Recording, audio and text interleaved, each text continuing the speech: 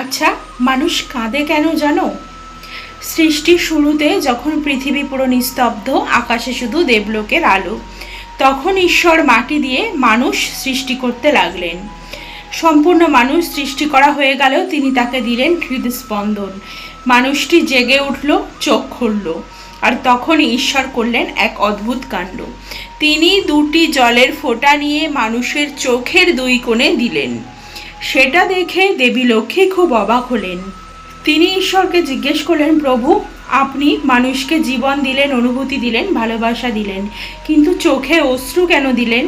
ঈশ্বর তখন মৃদু হেসে জবাব দিলেন, এই অশ্রু কোনো দুর্বলতার চিহ্ন নয়। এই অশ্রু হলো পৃথিবীতে থাকা মানুষের রক্ষা কবচ। পৃথিবীর দুঃখ কষ্ট যখন মানুষকে ভেঙে দেবে, এই অশ্রুই তখন চোখের বাইরে বের হয়ে আসবে, আর হৃদয় থেকে সমস্ত কষ্ট বের হয়ে যাবে, যাতে সে নিষ্ঠুর না হয়ে যায়। আবার যখন সে এমন ভালোবাসা অনুভব করবে যা ভাষায় প্রকাশ করা যায় না, তখন এই অশ্রুই তার ভাষা হয়ে দাঁড়াবে। আবার মানুষ যখন আমাকে ডাকবে, তার ভাষা যখন আমার কাছে পৌঁছাবে না, এই চোখের অশ্রুই তখন তাকে আমার কাছে পৌঁছে দেবে।